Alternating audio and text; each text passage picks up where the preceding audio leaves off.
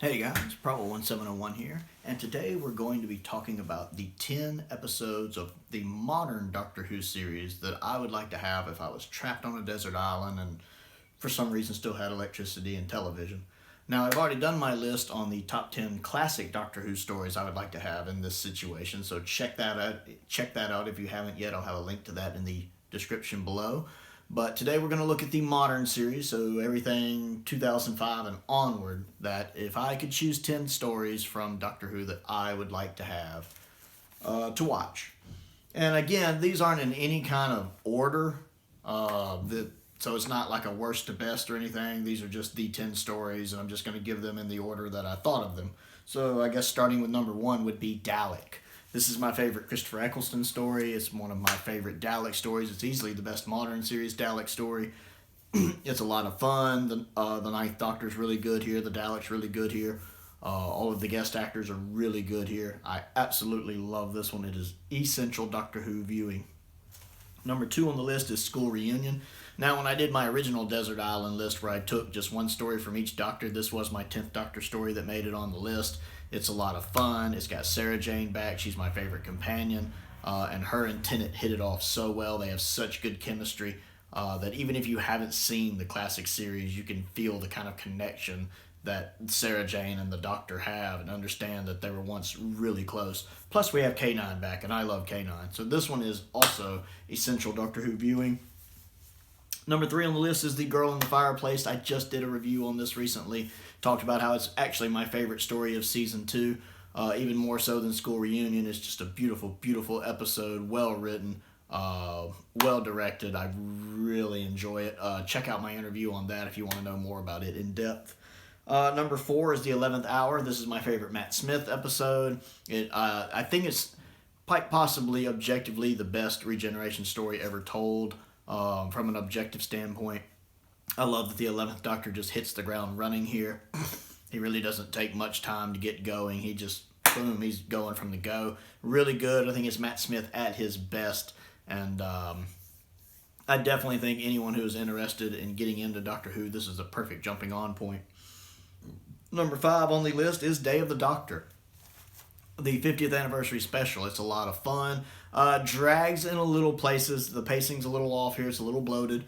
But it does do a good job of celebrating the show's history. More so the modern series, but it has some nice nods to the classic series as well. Like, for instance, just bringing back the Zygons. That's really well done.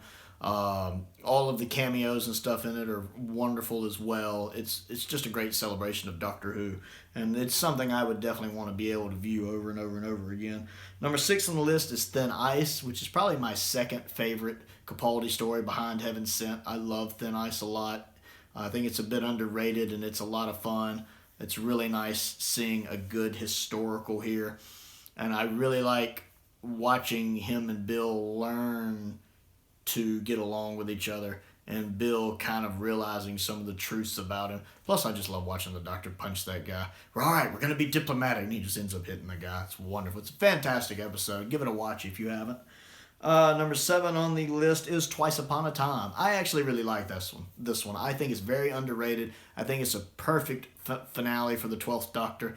I love that bit at the end. That's not an evil plan. I don't know what to do if it's not an evil plan, because I like that. You know, a lot of these people who are raised on the modern series always seem to think a final Doctor story has to be some big, majestic thing. And it doesn't. It really doesn't. I like the fact that it turns out not to be an actual bad situation. I like that. And plus, while I think the first Doctor isn't completely done justice in this, it is nice to see him. David Bradley portrays him really well. And it's nice to see that we got him in universe in the show, not just in an adventure space and time playing Hartnell, but to see him playing the first Doctor is really nice. An underrated gem. Give it a good watch. And I love the way it incorporates the 10th Planet footage at the beginning. That's really, really neat. Number 8 on the list is The Bells of St. John. I really like this one. Again, I think it's underrated. I think Season 7B is very underrated to begin with. I actually prefer the second half of the season to the first half for the most part. And this one's just fun. I like it. Has a really nice soundtrack to it. I like that little bit of music plays when they're riding the motorcycle around at the beginning. Ba ba ba ba ba. I like that. I enjoy this one. I like the way Clara and the Seventh Doctor get along. I actually like Clara with Matt. I don't like Clara with Peter. Not the fault of the actors. I just don't like the way she's portrayed. But I really do like her with Matt, and I like the fact she kind of fancies him. That kind of comes along, and you can kind of see that, and I like that. And this is just a fun episode to me. She's still got some of her witty banter that she loses later in her run. I actually, of this version of Clara, I think this is her best episode where I like her the most. Oswin for the Oswin. I love that. Number 9 on the list is Night of the Doctor. And yes, I know it's a mini episode. Yes, I know I don't get as much viewing time out of it. But I love Night of the Doctor. It is wonderful. McGann is great here.